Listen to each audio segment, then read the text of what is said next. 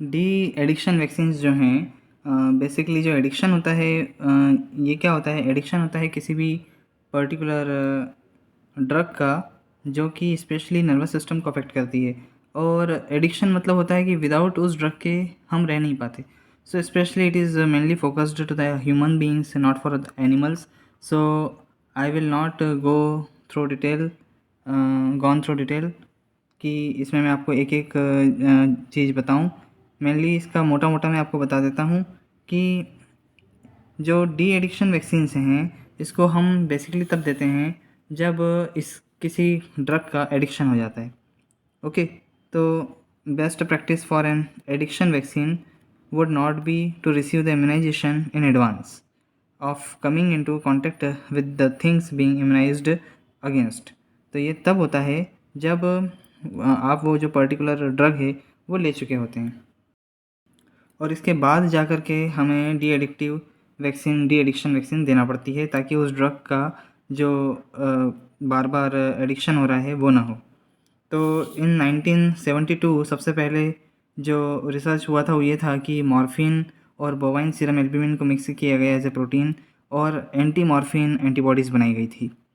और बाद में इन एंटी मॉर्फिन एंटीबॉडीज़ का यूज़ किया गया था कि जब भी मॉर्फिन एडिक्शन हो तो उसमें इन एंटीबॉडीज़ को दिया जा सके। ह्यूमन में जो एफडीए ने अप्रूव किए हैं वो डिफरेंट टाइप के एडिक्शंस हो सकते हैं, लाइक अल्कोहल एडिक्शन, निकोटीन यानी कि स्मोकिंग का addiction, opioid addiction, cocaine addiction, then methamphetamine addiction and cannabis addiction.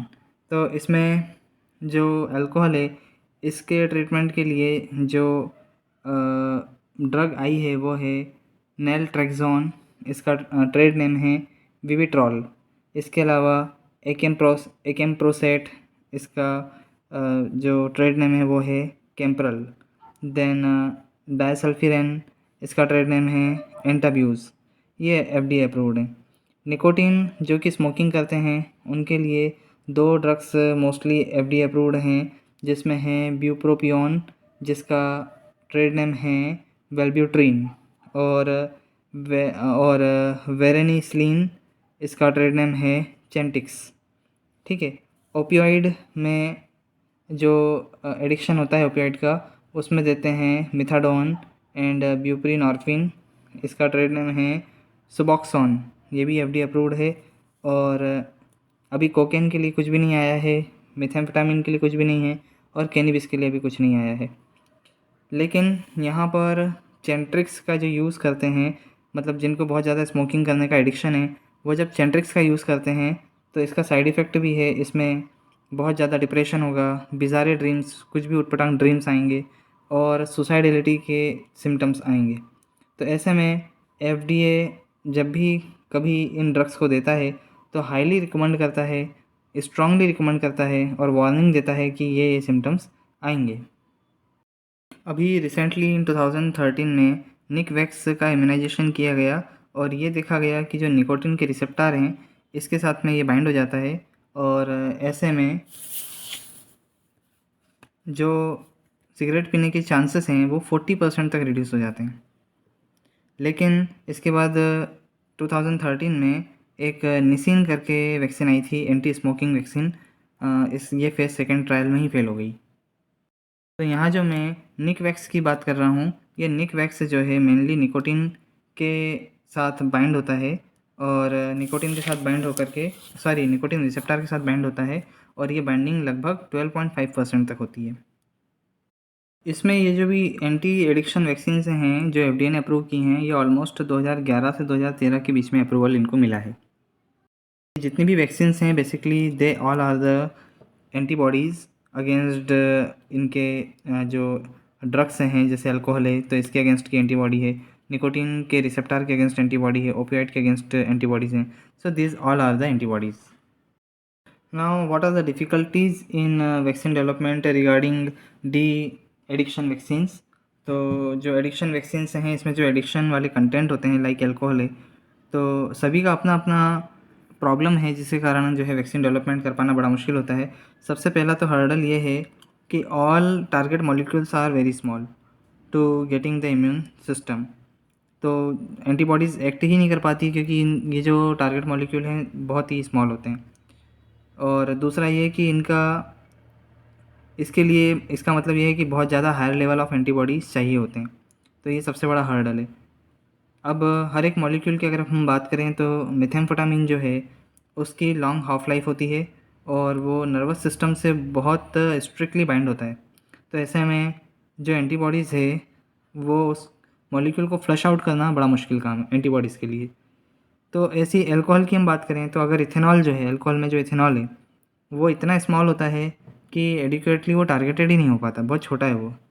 अगर इसके अलावा हम बात करें जैसे हमने ऊपर भी मेथाम्फेटामिन की बात करी थी, तो मेथाम्फेटामिन का मैंने आपको बताया था हाफ जो लॉन्ग लाइफ होती है इसकी, वो हाफ लाइफ बहुत लॉन्ग होती है, इसकी हाफ लाइफ बहुत लॉन्ग होती है, तो ये प्रॉब्लम है। नेक्स्ट ये है कि जो भी एंटीबॉडी हम दे रहे हैं, तो जो भी हम वैक्सीनेशन कर रहे हैं उसका बहुत शॉर्टर इम्यूनाइजेशन रहता है और फर्दर हमें सेकेंडरी इम्यूनाइजेशन भी करना पड़ता है। तो इसमें ये देखा गया है कि फॉर सस्टेन इफ़ेक्ट लगभग इनिशियल शॉट तो 2 से 4 इनिशियल शॉट देने के बाद 2 से 4 बार बूस्टर देना पड़ते हैं in every 2 to 3 weeks over first two 8 weeks period. तो 6 से 8 सप्ताह के डिफरेंस में लगभग 2 से 4 बूस्टर डोज देना पड़ते हैं और ऐसे में केवल प्रोटेक्शन जो रहता है वो सिर्फ 3 से 6 महीने का ही रहता है, इतना कम रहता है।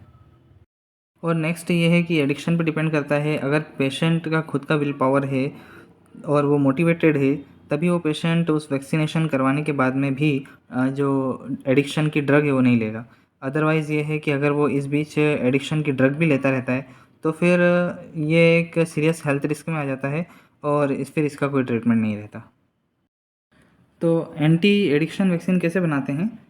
तो नॉर्मली जितनी भी एंटी एडिक्शन ड्रग्स हैं वो एज ए एंटीजन वर्क नहीं करती, इसीलिए इम्यून सिस्टम इन ड्रग्स को रिकॉग्नाइज़ नहीं कर पाता एज ए एंटीजन। और ये जो एंटी एडिक्शन ये जो एडिक्शन वाली जो ड्रग हैं ये जो ब्लड ब्रेन बैरियर क्रॉस करके ब्रेन में चली जाती है और ब्रेन में जो पर्टिकुलर रिसेप्टर होते हैं उनके साथ बाइंड हो जाती है। तो साइंटिस्ट लोग क्या कर रहे हैं कि इनको कोशिश कर रहे हैं कि इसको एंटीजन बना दें। सबसे पहले क्या करते हैं, इनको एंटीजन बनाने की कोशिश करते हैं। तो कैसे एंटीजन बनाते हैं?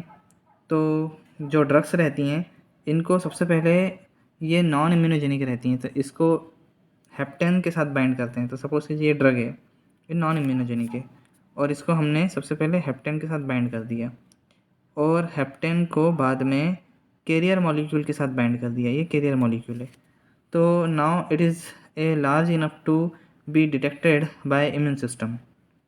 और what is the hapten? Hapten वो होता है जो किसी मॉलिक्यूल को एंटीजेनिक बनाता है ना।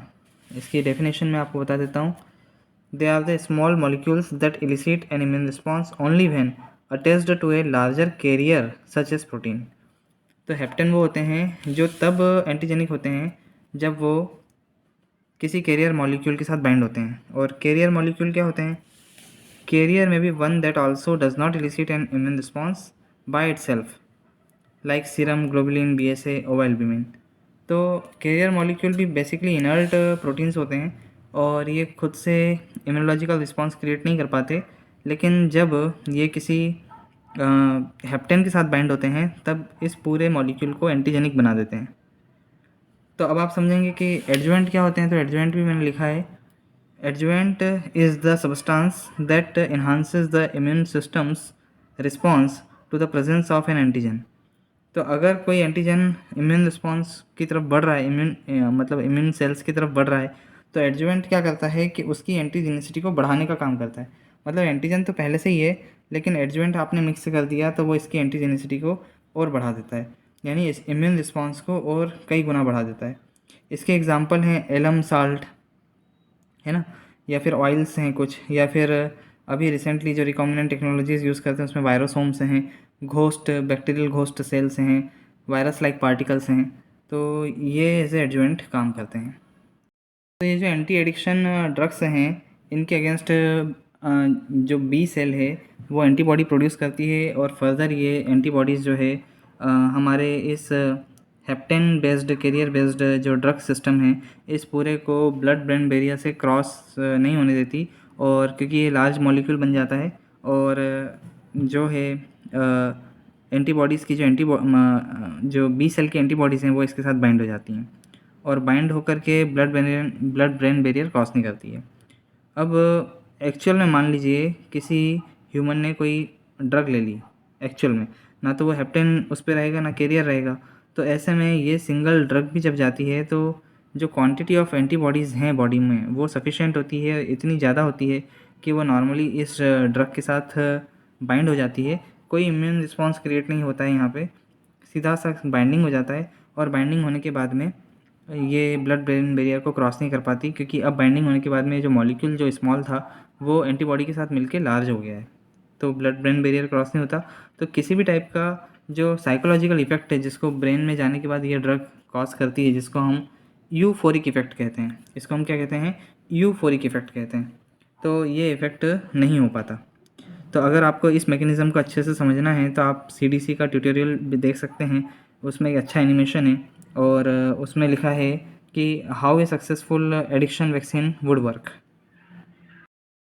एडिक्टेड वैक्सीन डेवलपमेंट में जो मेन लिमिटेशन है वो ये है कि addiction vaccine in trials are only effective for 2 to 3 months। Booster shot should be needed several times a year for them to be effective. तो जितने भी हम एडिक्टिव वैक्सीन्स बना रहे हैं वो उसमें लगभग 3 से 4 मंथ का ही केवल इसमें एश्योरेंस मिलता है, सेफ्टी मिलती है, और साथ ही बूस्टर डोज भी जो होता है वो कई बार 1 साल में देना पड़ता है। लेकिन फिर भी जो एडिक्टिव वैक्सीन्स हैं उसका जो पीरियड है ऑफ द सेफ्टी वो बहुत कम है। फाइनेंशियल लिमिटेशन इसका ये है कि human testing for vaccines is very expensive, potentially costing hundreds of millions of dollars पर वैक्सीन। एक वैक्सीन को बनाने में लगभग 100 रुपये से लेकर के मिलियंस, 100 से लेकर मिलियंस डॉलर, नॉट रुपीज़, तो 100 से लेकर मिलियंस ऑफ डॉलर्स जो होते हैं वो खर्च हो जाते हैं, और उसके बाद भी कोई ज़रूरी नहीं कि गारंटी मिले।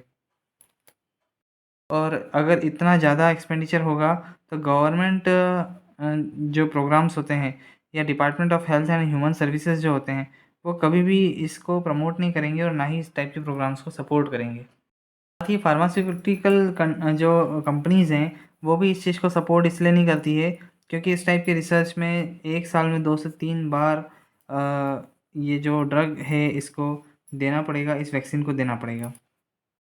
इसका नेक्स्ट लिमिटेशन ये है कि till date all addiction vaccines can be rendered useless by overwhelming them with the large amount of target drug. If someone want to get high while the vaccine is still active in their system, they just need to take more of the drugs. मतलब ये है कि vaccine ऐसा नहीं है कि हमेशा ही effective रहे। अगर किसी ड्रग का कंसंट्रेशन ज़्यादा हो जाता है तो ऐसे में जो वैक्सीन है वो इफ़ेक्टिव नहीं रहेगी। साथ ही सोसाइटी में ड्रग एडिक्शन इतना ज़्यादा है कि if a person is taking a vaccine he should morally prepared for not to take drug again and again. अभी 1994 से कंटिन्यू कोकेन की वैक्सीन पर रिसर्च चल रहे हैं जिसमें कोकेन को एक कैरियर प्रोटीन के साथ बाइंड किया जाता है, which for this first generation vaccine was deactivated by cholera toxin B subunit protein. और ये जो एडजुवेंट इसमें यूज़ करते हैं वो एलम होता है और इसको एफडीए ने अप्रूव किया है। तो फाइनली हर एक जो एडिक्शन ड्रग्स है उसको जब वैक्सीन में कन्वर्ट किया जाता है तो उसका मेथड यही रहता है कि जो ड्रग रहती है उसको फर्दर एक हेप्टेन के साथ बाइंड किया जाता है। हेप्टेन के साथ बाइंड करने के बाद में हेप्टेन को कैरियर के साथ बाइंड किया जाता है, और जब कैरियर के साथ बाइंड कर दिया जाता है तो बाइंड होने के बाद में ये जो ड्रग मॉलिक्यूल है it will become antigenic and further it will aggravate the B cell production and further it will induce antibody production। ये जो एंटीबॉडीज़ रहती हैं ये कोकेन के अगेंस्ट रहती हैं या फिर किसी भी जो एडिक्शन ड्रग रहती है उसके अगेंस्ट रहती हैं, और it will become a large enough कि ये अब ब्लड ब्रेन बैरियर को क्रॉस नहीं कर पाता। अगर ये ब्लड ब्रेन बैरियर को क्रॉस नहीं करेगा तो डेफिनेटली इसके अगेंस्ट में और भी बहुत सारी, क्योंकि इसमें एंटीजेनिक प्रॉपर्टी आ गई है, तो बहुत सारी बी सेल्स बहुत सारी एंटीबॉडीज़ बनाती हैं। तो नेचुरली इन फ्यूचर अगर कोई पर्सन कोकेन लेता है, तो ऐसी कंडीशन में उसमें एंटीबॉडीज़ के साथ बाइंडिंग की प्रॉपर्टी रहेगी और एंटीबॉडीज़ को बाइंड करेगा सिंगल कोकेन को, और then further blood brain barrier को ये लार्ज मॉलिक्यूल क्रॉस नहीं कर पाएगा। तो फर्दर क्या होगा, it will be metabolised into the liver to inactivate metabolite. And इसमें क्या क्या हो सकता है, कैसे इसका डिग्रेडेशन हो सकता है, लाइक स्पॉन्टेनियस हाइड्रोलिसिस हो सकती है लीवर में, या फिर tissue stress specially in the liver जो रहते हैं उससे डिग्रेडेशन हो सकता है, और बाय ब्यूटेराइल कॉलिनस्ट्रेज जो कि ब्लड स्ट्रीम में रहता है। तो ये 3 टाइप के जो एंजाइम्स रहते हैं, इसके थ्रू इसका डिग्रेडेशन होता है, और आफ्टर डिग्रेडेशन ये सिंपली बॉडी से एक्सक्रीट आउट हो जाता है। नाउ नेक्स्ट हम बात करेंगे निकोटिन वैक्सीन की। तो इसके पहले हमने बात करी कोकेन वैक्सीन के बारे में। निकोटिन वैक्सीन इसलिए बनाना ज़रूरी है क्योंकि स्मोकिंग जो है एक ग्लोबल हेल्थ प्रॉब्लम है, हेल्थ केयर रिलेटेड प्रॉब्लम है। WHO ने यानी वर्ल्ड हेल्थ ऑर्गेनाइजेशन ने एस्टिमेट किया है कि अबाउट 1.3 बिलियन स्मोकर जो है वर्ल्ड वाइड हैं, और अबाउट 5 मिलियन पीपल्स ऐसे हैं जो टोबैको रिलेटेड उसमें डेथ देखने को मिलती है, यानी कि टोबैको के कारण डेथ देखने को मिलती है। इसी कंडीशन को देखते हुए जो वैक्सीन डेवलप हुई है उसको FDA ने अप्रूव किया है, और इन 2 वैक्सीन्स के नाम हैं ब्यूप्रोपियन एंड वेरेनिस्क्लीन। ब्यूप्रोपियन एंड वेनेरिक्लीन ये 2 ड्रग्स हैं, या ये कहें कि 2 वैक्सीन हैं जो कि FDA ने अप्रूव की है, और इसको हम कहते हैं निकोटीन रिप्लेसमेंट थेरेपी, क्योंकि ये जो दोनों वैक्सीन्स हैं ये निकोटीन रिसेप्टर के साथ सीधा बाइंड हो जाती है और निकोटीन को बाइंड होने से रोक देती है, इसलिए इसको हम कहते हैं nicotine replacement therapy. Smoking addiction actual में इतना कॉमन है कि फार्मास्यूटिकल कंपनीज़ निकोटीन वैक्सीन बनाने में बहुत ही इंटरेस्टेड हैं, इसलिए इस पर जो ह्यूमन ट्रायल्स हैं वो डेफिनेटली बहुत ज़्यादा हो रहे हैं, और इन फ्यूचर जो है निकोटीन बेस्ड वैक्सीन्स मार्केट में होगी।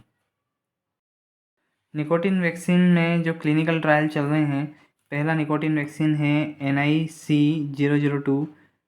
इसका NIC-002 में जब इसकी स्टडी कुछ 341 स्मोकर्स पे की गई, तो इसका जो रिज़ल्ट है वो 69% निकला, और इसको साइटोस बायोटेक्नोलॉजी और नोवार्टिस की तरफ से इस रिसर्च को कंडक्ट किया गया। क्योंकि इसमें क्या है, गवर्नमेंट इनिशिएटिव इसलिए नहीं लेती है क्योंकि काफ़ी इसका फाइनेंशियली बहुत ज़्यादा कॉस्टली होता है ये। तो जो फार्मास्यूटिकल कंपनीज़ हैं वो इंटरेस्ट लेकर के इस टाइप के रिसर्च ट्रायल्स कंडक्ट करवाती है। दूसरा जो निकोटीन वैक्सीन है वो है TANIC। NTANIC को सेल्टिक फार्मा कंपनी जो है क्लिनिकल ट्रायल करा रही है, और इसमें जो वैक्सीन है उसको रिकॉम्बिनेंट किया गया है with the cholera toxin conjugate vaccine के साथ में। नेक्स्ट जो वैक्सीन है वो है NIC वैक्स। जो निकवैक्स वैक्सीन है इसको नबी बायो फार्मास्यूटिकल्स या फिर एक और है ग्लेक्सोस्मिथक्लाइन, इनके द्वारा रिसर्च कंडक्ट हो रहा है, जिसमें बैक्टीरियल एक्सोप्रोटीन कॉन्जुगेट वैक्सीन के साथ में इसका कॉन्जुगेशन किया गया है। तो जब निकोटीन को बैक्टीरियल एक्सोप्रोटीन कॉन्जुगेट वैक्सीन के साथ में मिक्स किया जाता है और कॉन्जुगेट किया जाता है, तो ऐसे में इसके अगेंस्ट एंटीबॉडी जनरेट होती है, और it will become highly immunogenic, and इससे जो बॉडी में एंटीबॉडी कंसंट्रेशन है वो भी अच्छा खासा आता है। तो इसके कारण जब भी कोई स्मोकिंग होती है तो डेफिनेटली वो सीज़ हो जाती है, क्योंकि निकोटीन रिसेप्टर ऑलरेडी जो होते हैं इन एंटीबॉडीज़ से बाइंड हो चुके होते हैं। निकोटीन बेस्ड वैक्सीन के रिसर्च ट्रायल में ये देखा गया कि इससे जो इम्यून सिस्टम है वो 6 to 12 मंथ तक इम्यूनाइज रहता है। तो दिस इज़ ए एडवांटेजियस कि जो वैक्सीन हम बना रहे हैं वो काफ़ी बेनिफिशियल होती है, और काफ़ी लॉन्ग टाइम इसका कंसंट्रेशन एंटीबॉडीज़ का बना रहता है और मेंटेन रहता है। तो इन फ्यूचर अभी फर्स्ट से लेके फेज़ 3 ट्रायल्स तक जो कंडक्ट हुए हैं वो सक्सेसफुल रहे हैं, और definitely in future we can fight against tobacco addiction in an innovative way. जो नेक्स्ट ड्रग है उसका नाम है मेथएम्फेटामिन। मेथएम्फेटामिन का भी एडिक्शन होता है, जिसमें ये एक्चुअल में टॉक्सिक ड्रग है और ये specially central and peripheral sympathomimetic effect show करती है। तो ऐसे में जो पल्स रेट है वो बहुत ज़्यादा बढ़ जाती है, ब्लड प्रेशर बहुत ज़्यादा बढ़ जाता है और there is increased level of alertness. तो अलर्टनेस भी इसमें बहुत ज़्यादा हो जाती है। मेथएम्फेटामिन लेवल का ये रहता है कि ब्लड में इसका फास्ट अपटेक होता है, बहुत जल्दी ब्लड में पहुंच जाती है और ये ब्रेन में भी इसका concentration with in several minutes, बहुत जल्दी ब्रेन में भी इसका कंसंट्रेशन बढ़ जाता है। और जो ड्रग क्लियरेंस है वो ह्यूमन ब्रेन से बहुत फास्ट है। तो जैसे जो ड्रग क्लियरेंस है वो कोकेन का जितना फास्ट है इतना फास्ट मेथेम्फेटामिन का नहीं है। तो जैसे कोकेन कुछ सेवरल मिनट्स में ही चली जाती है ब्रेन से, लेकिन जो मेथेम्फेटामिन है वो काफ़ी टाइम तक ब्रेन में बनी रहती है। इसका जो प्लाज्मा हाफ लाइफ है वो 12 आवर्स तक का रहता है और इसके कारण एक बार ड्रग लेने पर ये ड्रग लगभग 4 से 24 घंटे तक ब्लड में रहती है। मेथएम्फेटामिन जो है बहुत सारे बॉडी ऑर्गन्स को भी अफ़ेक्ट करती है और बहुत सारे बॉडी ऑर्गन्स को अफ़ेक्ट करने के कारण इसमें जो मेडिकल कॉम्प्लिकेशंस है वो होते हैं, like stroke, insomnia, excitability, seizures, panic attack, then साइकोसिस एंड एग्रेसिव बिहेवियर। मेथएम्फेटामिन भी एक ऐसी ड्रग है जो वेरी स्मॉल साइज़ की होती है, तो इसके अगेंस्ट एंटीबॉडी बनाना बहुत मुश्किल होता है इम्यून सिस्टम को। ऐसे में साइंटिस्ट जो हैं मेथएम्फेटामिन को एक हेप्टेन की तरह डिज़ाइन करते हैं और हेप्टेन के साथ कॉन्जुगेट करते हैं। फर्दर इस हेप्टेन को जो है कैरियर प्रोटीन के साथ में कॉन्जुगेट करते हैं एंड फाइनली ये जो कैरियर मॉलिक्यूल के साथ कॉन्जुगेशन करने के बाद में इसको एडजुवेंटेड भी करते हैं। तो एडजुवेंटेड होने से अब ये जो है एंटीबॉडी रिस्पॉन्स इलिसिट करता है और इसके अगेंस्ट में एंटीबॉडीज़ बनना शुरू हो जाती है।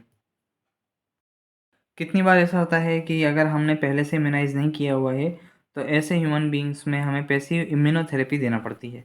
पैसिव इम्यूनोथेरेपी में हमें सीधा एंटीबॉडी मेथएम्फेटामिन के अगेंस्ट इंजेक्ट करना होती है और ये एंटीबॉडीज़ होती हैं मोनोक्लोनल एंटीबॉडीज़।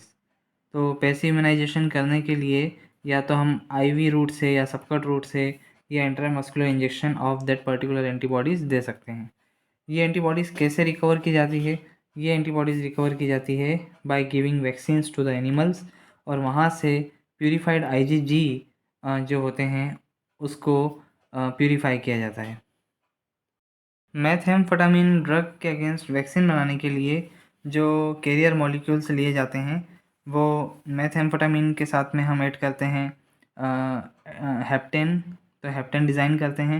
हेप्टेन डिज़ाइन करने के बाद जो कैरियर प्रोटीन्स रहता है वो generally outer membrane protein complex of bacterium Neisseria meningitidis group B रहता है एंड की होल लिम्पेट हीमोसाइनिन रहता है। तो ये जो OMPC यानी outer membrane protein complex bacterium Neisseria meningitidis group B है और की होल लिम्पेट हीमोसाइनिन है, ये दोनों ही बहुत ज़्यादा highly immunogenic foreign carrier proteins होते हैं और इन दोनों का बहुत ही कॉमन वैक्सीन फॉर्मुलेशन में यूज़ होता है। और स्टडी की तो ये देखा गया कि जो OMPC है आउटर मेम्ब्रेन प्रोटीन कॉम्प्लेक्स जो है इसका बहुत ही ज़्यादा यूज़ होता है, चाहे वो किसी भी बैक्टीरिया का हो। हालांकि यहाँ पर Neisseria meningitidis group B bacteria है, लेकिन OMPC किसी भी बैक्टीरिया का हो it will be very attractive as a carrier और उसको हम एंटी एडिक्शन कॉन्जुगेट वैक्सीन के रूप में इसको एज ए कैरियर यूज़ किया जाता है ताकि ज़्यादा से ज़्यादा high level of antibody response देखने को मिले। इसके अलावा इस ड्रग का जैसे हमने हेप्टेन डिज़ाइन कर लिया, हेप्टेन डिज़ाइन करने के बाद उसको कैरियर प्रोटीन के साथ बाइंड कर दिया, साथ में एडजुवेंटेशन भी किया जाता है। एडजुवेंटेशन किया जाता है विद द एलम साल्ट। इसके अलावा MF59 और इसके साथ में मोनोफॉस्फेराइल लिपिड ए, इनके साथ इसका एडजुवेंटेशन किया जाता है। फर्दर इन वैक्सीन्स का जो ऐसे है वो विद द हेल्प ऑफ कैसे किया जाता है, तो मान लीजिए हमें ये चेक करना है कि एंटीबॉडी बाइंडिंग एफिनिटी इस पर्टिकुलर जो मेथ एम्फेटामिन है उसके साथ कैसी है, उसकी काइनेटिक्स कैसी है फ्रॉम दिस वैक्सीन्स, तो उसके लिए हम जो टेक्निक यूज़ करते हैं वो है सरफेस प्लाज्मोन रिजोनेंस, सरफेस प्लाज्मोन रिजोनेंस। इसके अलावा आइसोथर्मल टाइट्रेशन, कैलोरीमेट्री भी यूज़ करते हैं फॉर जस्ट डिटेक्शन कि आखिर ये जो एंटीबॉडी है ये कितने अच्छे से उस ड्रग से बाइंड हो पा रही है। एंड फ्लोरोसेंस्ड थर्मोफोरेसिस, फ्लोरोसेंस्ड थर्मोफोरेसिस। इसके अलावा ये तो इन विट्रो टेक्निक हो गई। इन विवो टेक्निक में एनिमल मॉडल का यूज़ किया जाता है, जिसमें मेथैम्फेटामिन को सबसे पहले एडमिनिस्ट्रेड किया जाता है और इसके बाद एनिमल के लोकोमोटरी ऐसे को देखा जाता है कि एनिमल का जो लोकोमोशन है वो किस टाइप का हो रहा है। इसके बाद में जो ओपिएट एडिक्शन है वो भी बहुत कॉमन है। ओपिएट में आता है डिफरेंट टाइप के all opioids like morphine, heroine. तो ये क्या होते हैं, ये एनाल्जेसिक्स होते हैं, यानी कि पेन किलर टाइप के होते हैं, सच एज विकोडिन में आता है, ऑक्सीकोंटिन में आता है। तो इसका जब बहुत ज़्यादा यूज़ होने लगता है तो वो ड्रग एडिक्शन में आ जाता है। अदरवाइज़ मॉर्फिन है, हीरोइन है, ये नॉर्मली एनाल्जेसिक्स जितनी भी ड्रग्स आती हैं, जो भी पेन किलर्स वगैरह आती हैं, उनमें कॉमनली ये ड्रग्स होती ही है। लेकिन जब इसका एडिक्शन होता है और ड्रग एब्यूज़ हो जाता है तो इसके कारण इसका बहुत ज़्यादा यूज़ होता है। और फर्दर ड्रग एब्यूज़ होने के कारण क्रोनिक रिलैप्सिंग डिसीज़ होती है। क्रोनिक रिलैप्सिंग डिसीज़ में क्या क्या हो सकता है? क्रोनिक रिलैप्सिंग डिसीज़ होने पर मल्टीपल हेल्थ प्रॉब्लम्स हो सकती हैं, मल्टीपल सोशल प्रॉब्लम्स हो सकती हैं, like there is increase risk of HIV, mortality बहुत ज़्यादा, डेथ रेट बढ़ जाएगी, क्राइम्स होंगे, अनएम्प्लॉयमेंट होगा and break down of interpersonal relationship होंगे। वर्ल्ड वाइड ग्लोबली देखा जाए तो जो हीरोइन का कंजप्शन है वो लगभग 340 मेट्रिक टन है इन 2008 की रिपोर्ट के अकॉर्डिंग। और अभी आप रिसेंटली जब ये वीडियो देख रहे हों तब definitely you have to search कि how much heroin consumption is takes place not only in global concern but as well as also in the Indian concern। तो ये जो मेरे पास डाटा है it was 340 metric ton consumed globally in 2008। Currently जो trials चल रहे हैं ओपिएट एडिक्शन पर और स्पेशली हीरोइन पर, वो वैक्सीन का नाम है मेथाडॉन और जो दूसरी वैक्सीन है उसका नाम है नेलट्रेक्सॉन। तो मेथाडॉन और नेलट्रेक्सॉन का use for the treatment of opiate abuse या ओपिएट एडिक्शन के लिए किया जाता है। जो मेथाडॉन मेंटेनेंस एंड नेलट्रेक्सॉन प्रोग्राम है बहुत ही कॉस्टली होता है। इन 1996 alone in United state about $21.9 billion approximately heroine addiction को दूर करने में खर्च किए गए। इसके अलावा जो मॉर्फिन की वैक्सीन है वो 6 Easter linked morphine tetanus toxoid vaccine के रूप में डेवलप की गई है, जिसमें 6 ईस्टर लिंक्ड तो ये हेप्टेन हो गया, मॉर्फिन जो है ड्रग हो गई और टिटेनस टॉक्साइड जो है कैरियर मॉलिक्यूल हो गया। इसके अलावा भी जो मॉर्फिन है उसको हेप्टेन से कॉन्जुगेट करके जो के एडजुवेंट किया गया वो किया गया की होल लिम्पेट हीमोसाइनिन के थ्रू, और इससे जो है एंटीबॉडी प्रोडक्शन बहुत ही अच्छा देखने को मिला। यहाँ पर मॉर्फिन को की होल लिम्फेट हीमोसाइनिन कॉन्जुगेट करने के साथ में जो एडजुवेंटेशन किया गया है वो एडजुवेंटेशन एलम और मोनोफॉस्फोराइल लिपिड ए के थ्रू भी किया जा सकता है, जिससे और भी अच्छा एंटीबॉडी प्रोडक्शन देखने को मिलता है। जो एडिक्शन वैक्सीन है या एंटी एडिक्शन वैक्सीन है, इसमें सबसे बड़ा चैलेंज और सबसे बड़ी लिमिटेशन यही आती है कि there is apart from development में तो हर एक ड्रग का अपना खुद का मॉलिक्यूल होता है, खुद का कंपोजिशन होता है और उसके साथ में डिफरेंट टाइप का हेप्टेन ऐड होता है, डिफरेंट टाइप का जो है उसमें कैरियर ऐड होता है, डिफरेंट टाइप के एडजुवेंट्स ऐड होते हैं और फर्दर बहुत सारे एक्सपेरिमेंट ऐसे हैं जिसका एडिक्शन एनिमल्स में नहीं होता है। तो ऐसे में एनिमल स्टडी करना बहुत मुश्किल होता है और ह्यूमन ट्रायल करना मुश्किल होता है। तो apart from all that development procedure, the main hurdle is the ethical issue, legal issue and regulatory challenges, ये जो हैं सबसे ज़्यादा होते हैं। So apart from developmental hurdles, ethical, legal and regulatory challenges are the barriers to implementation of this innovative treatments. इसका जो second बहुत बड़ा लिमिटेशन है कि there is failure of will power और एज विलफुल मिसकंडक्ट। तो बहुत सारे लोग इसके लिए तैयार नहीं होते हैं और बहुत सारे लोगों में after giving the vaccine they will again addict to the same thing और वो वापस से विदाउट एनी विल पावर उस ड्रग का यूज़ करना स्टार्ट कर देते हैं। नेक्स्ट जो प्रॉब्लम आती है वो ये है कि बहुत सारी जो कंपनीज़ हैं वो हाई रिस्क पर इसको एज ए एडजुवेंटेड करके एज ए इसका पूरा कैरियर वैरियर बना करके और इसको एज ए वैक्सीन लॉन्च करती है। तो कितनी बार इसके लीगल एक्सपोज़र होने के कारण बॉडी में डिफरेंट टाइप के ऑर्गन डैमेज देखने को मिलते हैं। ऐसा इसीलिए होता है क्योंकि ये जो सिंगल वैक्सीन है इसमें मल्टीपल हम एडजुवेंट्स से कॉन्जुगेट करके जो एंटीजन्स हैं उसका एक्सपोज़र बार बार करवाना पड़ता है। मतलब ये सिंगल टाइम सिंगल वैक्सीनेशन नहीं है, ये long exposure of particular vaccine हमें 2 से 3 बार तक तो उसको 2 से 3 सप्ताह के बीच में देना होता है वैक्सीन को। साथ में इसको हमें 1 साल में कितनी बार 2 से 3 बार उसके बूस्टर डोज़ लगाना होते हैं। So it will be again a tedious job to do this.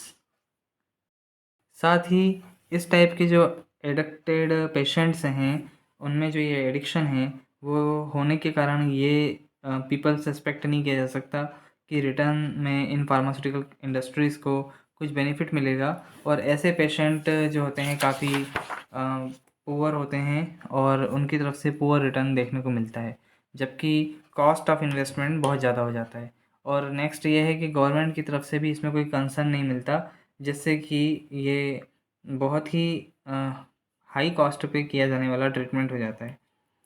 लेकिन स्मोकिंग एक ऐसा एडिक्शन है जो कि वर्ल्ड वाइड है और इसमें फिर भी बहुत सारे क्लिनिकल ट्रायल्स हो रहे हैं और इसमें बहुत सारी फार्मास्यूटिकल कंपनीज़ जो हैं इंटरेस्टेड है। इसका एक रीज़न ये भी है कि जो निकोटिन है उसके साथ जो पॉसिबल बाइंडिंग ऑफ एंटीबॉडीज़ है वो काफ़ी ईज़ी होती है और काफ़ी प्रोलॉन्ग होती है अदर देन अदर ड्रग्स, क्योंकि जो बाकी जो ड्रग्स हैं उसमें जो एंटीबॉडी बाइंडिंग कैपेसिटी है वो इतनी नहीं होती। इसमें एक लीगल एंड इथिकल इशू ये भी आता है कि जितने भी एडिक्शन वाले पेशेंट्स होते हैं they are generally offensive in nature. तो ऑफेंसिव नेचर होने के कारण ये एक लीगल इशू रहता है और इसके ट्रीटमेंट के लिए सपोज़ कितनी बार इम्प्रिजनमेंट भी करना पड़ता है, जिसके कारण जो पर्सन है वो काफ़ी ऑफेंसिव हो जाता है। इसलिए अंडर जुरिस्डिक्शन इस वर्क को किया जाता है।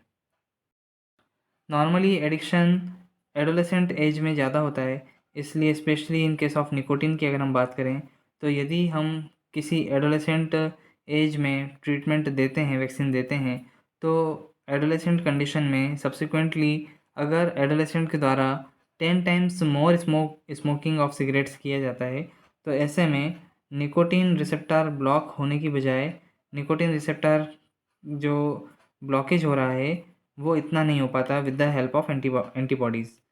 और उल्टा ये होता है कि there is increase injection of carcinogen and it will further block the vaccine work and vaccine does not work.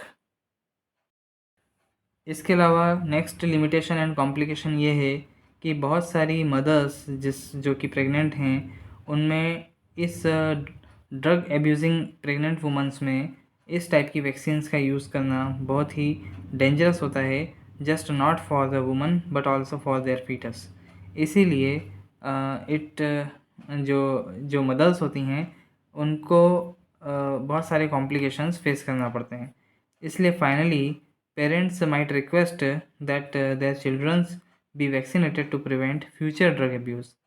तो ऐसे पेरेंट्स को ये रिक्वेस्ट किया जाता है कि उनके चिल्ड्रंस को पहले से ही वैक्सीनेट करवा लें ताकि किसी भी टाइप के फ्यूचर के ड्रग एब्यूज़ से बचा जा सके।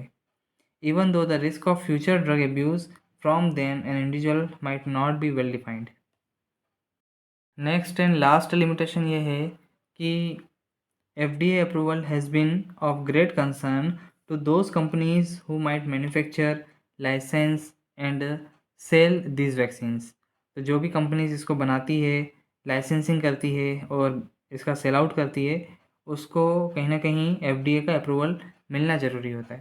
So this is all about the anti addiction vaccines. Now the next futuristic vaccine जिसके बारे में हम डिस्कस करने जा रहे हैं वो है transplant survival and prolonging vaccines.